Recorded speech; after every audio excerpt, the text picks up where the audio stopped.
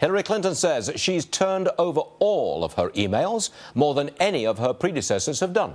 Judge Napolitano says she lied to and deceived the FBI.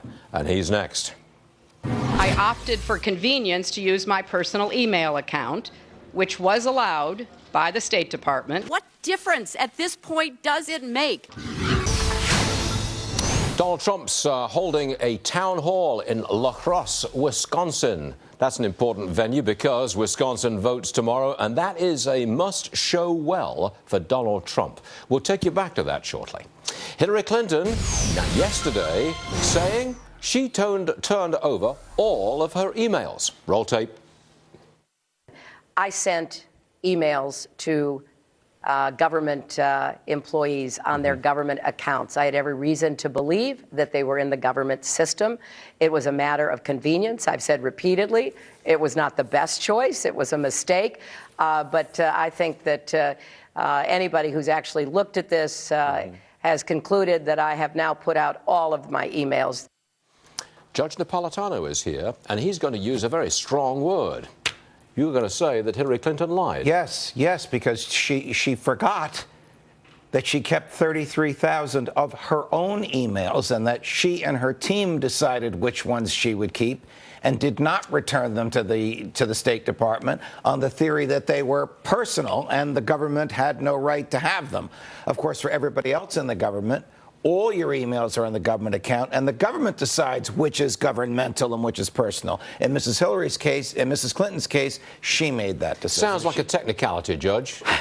Well, there's 33,000 of them, and she then erased the server so that no one could get them.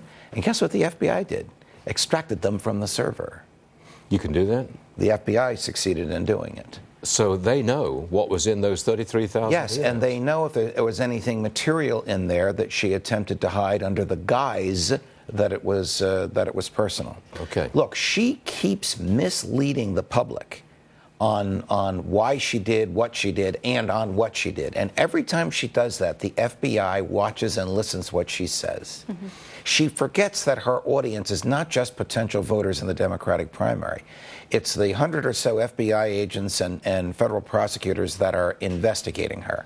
And this is a dog whistle to them when she demeans the investigation or proclaims something that they know is defied by the evidence. So you're saying that was a potentially catastrophic appearance with Chuck Todd yesterday? Yes, because when she does things like that, she gins up the normal human animus in the very people who will be interrogating her if she accepts their invitation to come in. It's a Hobson's choice. She's damned if she accepts it. She's damned if she doesn't. I just got to bring you up to date. Well, I'm not going to bring you up to date on this, but I'm going to tell I'm going to tell our audience, and you're going to explain it. The Supreme Court just unanimously upheld a Texas law that counts everyone, counts everyone, not just eligible voters, in deciding how to draw electoral districts.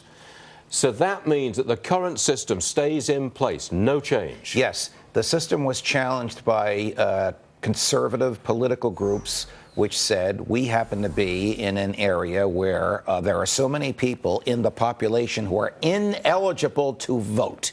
And therefore, our vote is diluted by theirs if you count them. You shouldn't count them. Texas said, we might want not to count them, but we didn't do it this time. So Texas is on both sides of this issue. On the side that says we're going to count the entire population base, on the side that says we don't have to count the entire population base. I'm just trying to get to a bottom line here. The system stays in place and it favors the Democrats.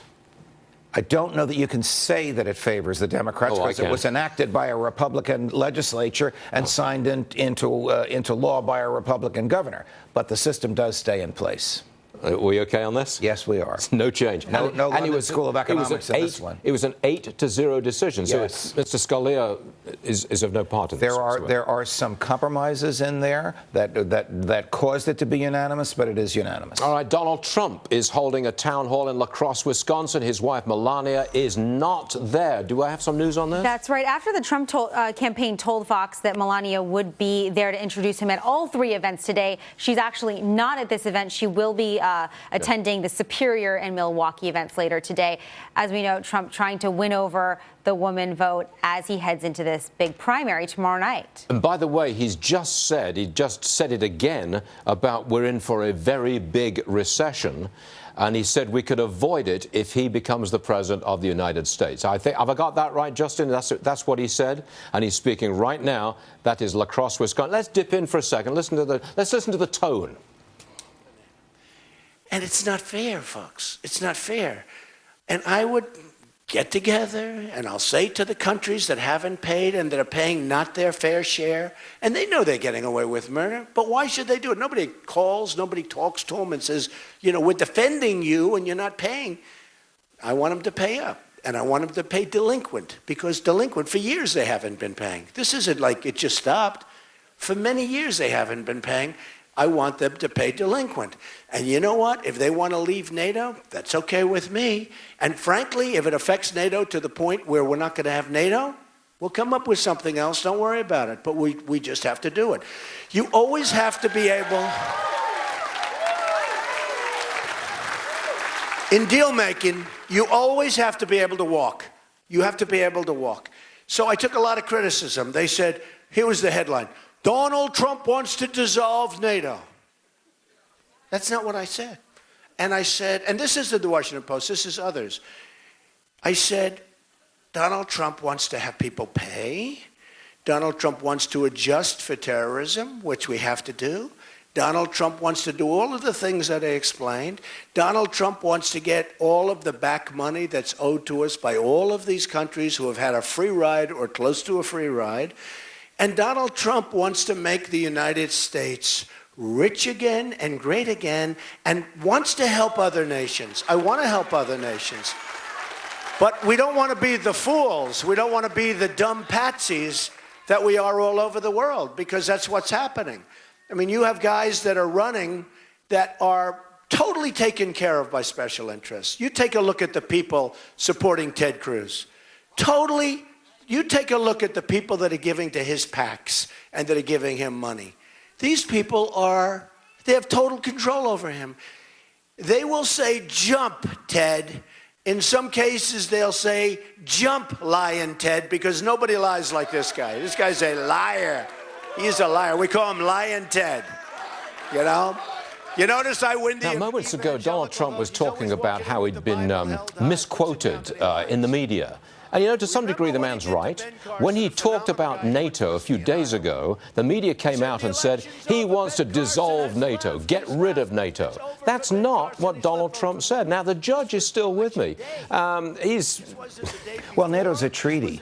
Yes. So he couldn't do it on his own. Right. It would have to be done with 2/3 of the Senate, whatever adjustment he wants to make. He'd have to withdraw from the treaty and negotiate a new one. He did not say, I want to dissolve, to get rid of... He didn't say that. He said he wanted some people to pay more. He wanted to make sure we're okay with terrorism. You know what he's doing? Exactly what Howard Kurtz just pointed out to you.